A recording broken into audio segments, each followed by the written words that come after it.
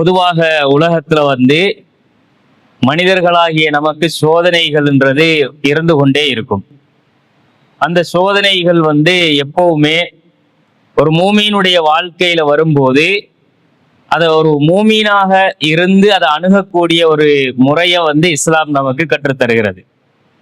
ஏனையவர்கள் ஒரு பிரச்சனை வரும்போது அணுகுகிற விதத்துக்கும், அல்லாஹ்வின் மீது நம்பிக்கை கொண்டிருக்கிற ஒரு சமுதாயம், மறுமை நம்பிக்கை கொண்டிருக்கிற ஒரு சமுதாயம் ஒரு பிரச்சனையை எதிர்கொள்ற விதத்துக்கும் வித்தியாசம் இருக்கும். ஆனா இந்த பிரச்சனைகள் சோதனைகள்ங்கிறது உலகத்துல வராம போகாது. நபிகள் நாயகம் ஸல்லல்லாஹு அலைஹி வஸல்லம் அவங்க சஹாபாக்கள் இருக்கக்கூடிய ஒரு இடத்துல மண்ணறை, சஹாபாக்கள் எல்லாம் ஒரு மையவாடியில மண்ணறையில இருக்கும்போது ரசூல் ஸல்லல்லாஹு அலைஹி வஸல்லம் பூமியில ஒரு பெட்டி கீறுதாங்க. ஒரு சதுரத்தை வரைஞ்சி அதுல ரசூல் ஸல்லல்லாஹு அலைஹி வஸல்லம் அந்த சதுரத்துக்கு உள்ள சின்ன சின்னதா சில கோடுகளை ரசூலா வரைகிறாங்க. வரைஞ்சிட்டு அந்த கோட்டுல ஒரு தொங்கல்ல இருந்து பெட்டியையும் தாண்டிய இன்னொரு கோட்டையும் ரசூலா வரைகிறாங்க. வரைஞ்சிட்டு ரசூல் ஸல்லல்லாஹு அலைஹி வஸல்லம் சொன்னாங்க, இந்த பெட்டி, இந்த சதுரம் இருக்குதே, இதுதான் மனிதனுடைய ஆயுள். எங்களுக்கு அல்லாஹ் தந்திருக்கிற வாழ்க்கைக்குரிய காலம், ஆயுள். இவ்வளவு காலம் தான் வாழ போறோம். இந்த பெட்டிக்குள்ள இருக்கிற சின்ன சின்ன கோடுகள் தான் ஒரு மனிதனுக்கு அவன் வாழ்ற அந்த காலத்துக்குள்ள, அவனுடைய ஆயுளுக்கு உள்ள அவன் சந்திக்கக்கூடிய நலவுகளும் நஷ்டங்களும், சோதனைகள் என்று ரசூல் ஸல்லல்லாஹு அலைஹி வஸல்லம் அவங்க சொல்லுவாங்க. இந்த சோதனைகள்ல இருந்து ஒன்றுல இருந்து தப்பினா இன்னொன்று வரும், இன்னொன்றுல இருந்து தப்பினால் இன்னொன்று வரும். மரணம் வரைக்கும் அந்த சோதனைகள் இருக்கும் என்று ரசூல் ஸல்லல்லாஹு அலைஹி வஸல்லம் அவங்க சொல்லிட்டு, அது இந்த சோதனைகள் எதுல இருந்து ஒரு மனிதன் தப்பினாலும் மரணம் என்ற ஒரு சோதனை அவனை அடைந்தே தீரும். அந்த சோதனையில இருந்து யாரும் இந்த உலகத்துல தப்ப இயலாதுன்ட்டாங்க ரசூல்லா. அப்ப அதான் அந்த பெட்டியை தாண்டிய ஒரு கோடு ரசூல்லா வரைஞ்சிட்டு சொல்லுதாங்க, இந்த மரணத்தையும் தாண்டி ஒரு மனுஷனுக்கு பேராசையும் இருக்கும்ன்றாங்க ரசூலுல்லா. அப்ப ஒரு மனிதனுடைய வாழ்க்கைன்றது சோதனைக்குள்ளதான் இருக்க போகுது. அப்ப அந்த சோதனைகளை குறித்து இஸ்லாம் நமக்கு என்ன சொல்லுது அப்படின்னு நாம தேடினா, குர்ஆன்ல அல்லாஹு தஆலா சூரத்துல் முல்க்ல 2வது வசனத்துல அல்லாஹ் சொல்லும் போது, அல்லதி ஹலக்கல் மௌத்த வல் ஹயாத், அல்லாஹ்வாகிய அவன் மௌத்தையும் ஹயாத்தையும் படைத்திருக்கிறான். ஏன் படைச்சிருக்கிறான் அப்படின்னு கேட்டா, அல்லாஹ் உங்களை சோதிக்கிறதுக்கு படைச்சிருக்கிறான். லியபுலுவக்கும், உங்களே டெஸ்ட் பண்றதுக்கு. என்ன சோதனை அப்படின்னா, லியபுலுவக்கும் ஐயுக்கும் அஹ்சனு அமலா, உங்களை நல்ல முறையில வாழக்கூடியவங்க யாருன்றத பரீட்சித்து பார்க்கிறதுக்கான ஒரு சோதனையாகத்தான் வாழ்க்கையும் மரணமும் இருக்குது. வாழ்றதும் ஒரு சோதனை தான், மரணிக்கிறதும் ஒரு சோதனை தான், ரெண்டும் சோதனை. அந்த சோதனையில யாரு வெற்றி பெற போறாங்கன்றதுக்கான பரீட்சை தான் இந்த ரெண்டும் அல்லாஹு தஆலா. அப்ப எங்களோட வாழ்க்கையை நாங்க எந்த அடிப்படையில அமைக்க போறோமோ அந்த அமைப்புல தான் எங்களோட மறுமை வெற்றி காத்திருக்குது. எங்களோட மரணம் எப்படி அமைய போகுதோ அந்த அடிப்படையில தான் எங்களோட மறுமை வெற்றியும் இருக்குது. இந்த வாழ்க்கையும் மரணமும் சோதனை என்று அல்லாஹ் சொல்லிட்டு நல்லா வாழ்ந்துக்கன்றான். அல்லாஹ் நல்ல முறையில வாழ்ந்துக்க அப்படின்னு அல்லாஹு தஆலா நமக்கு ஒரு அட்வைஸையும் சேர்த்தே அதுல பேசுறான். இப்ப இந்த வாழ்க்கை உலகத்துல எவ்வளவு காலம் வாழ போறோம்ன்றது எங்களுக்கு உத்தரவாதம் இல்லை.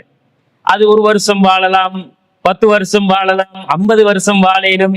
ஒரு நாள் வாழ்க்கை கூட இந்த உலகத்துல இல்லாம மூத்தா போறவங்க இருப்பாங்க. உலகத்துல மரணம்ன்றது எங்களுக்கு எப்பன்றது எங்களுக்கு எழுதி தரப்பட்ட ஒரு விஷயம் இல்லை.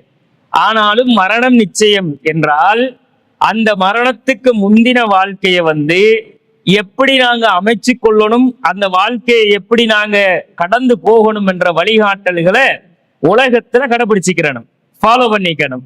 அப்ப இந்த உலக வாழ்க்கை குறித்து அல்லாஹு தஆலா சொல்லும் போது, துனியா என்றதே ஒரு சோதனை தான் அப்படின்றத அல்லாஹ் சொல்லிட்டான்.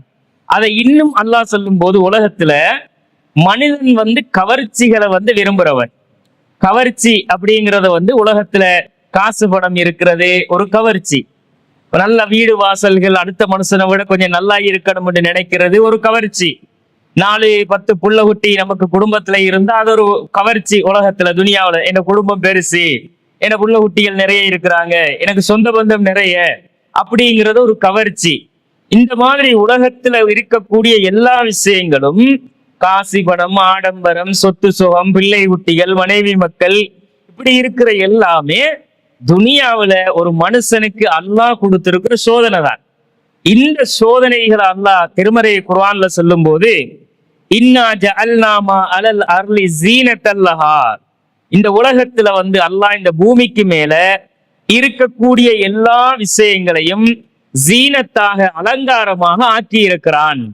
அலங்காரம் தான். நம்மட பஞ்சாதி அழகா இருந்தா அது ஒரு அலங்காரம்.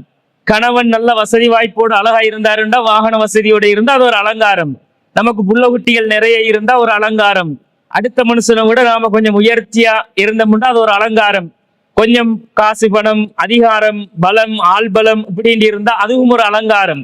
இப்படி துனியாவுல எல்லா விஷயங்களையும் அல்லாஹ் பூமிக்கு மேல அலங்காரமாக ஆக்கி இருக்கிறான். சீனத் என்று அல்லாஹ் சொல்லிட்டு, இந்த அலங்காரங்கள் ஏனென்றால் லினபுலுவஹும் அய்யுஹும் அஹ்சனு அமலா, இதையெல்லாம் வச்சு கொண்டு நீங்க எப்படி வாழ்றீங்கன்றதை சோதிக்கிறதுக்கு தான். இதையெல்லாம் வச்சுக்கிட்டு உங்களுக்கு அது ஒரு சோதனை. புள்ள குட்டியா சோதனை, காசு பணமா சோதனை, பெரிய ஆடம்பர வாழ்க்கையா சோதனை, நோய் நொடி இல்லாத ஆரோக்கியமா சோதனை, நோய் நொடியோட உள்ள ஒரு வாழ்க்கையா சோதனை, எல்லாமே சோதனை தான். பூமிக்கு மேல அலங்காரமாக்கப்பட்டிருக்கிற அத்தனையும் உங்களுக்கு சோதனை, உங்களை சோதிக்கிறதுக்குத்தான் ஜீனத்தாக்கி இருக்கிறோம் என்று அல்லாஹு தாலா 18வது அத்தியாயத்துல 7வது வசனத்துல அல்லாஹு தாலா சொல்லி காட்டுறான். அப்ப உலகத்துல நாம வாழும் போது இந்த சோதனைகளை நாங்க சந்திக்காம யாரும் கடந்து போக இயலாது. யாரும் இந்த உலகத்துல இன்பமான வாழ்க்கை வாழவும் இயலாது. துன்பத்தோடே வாழ்ந்து மரணிக்கிறவங்களும் இல்லை. இன்பத்தோடே வாழ்ந்தாலும் அதுவும் சோதனை தான். துன்பத்தையே அனுபவிச்சு மரணம் வரைக்கும் துன்பத்தோட இருந்து மரணிச்சாலும் அதுவும் சோதனை தான். இந்த ரெண்டு வாழ்க்கையும் கலந்து இருந்தாலும் சோதனை தான்.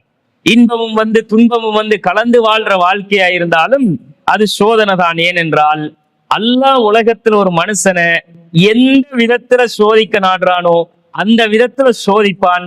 எப்படி சோதிப்பான்னு எங்களுக்கு தெரியாது.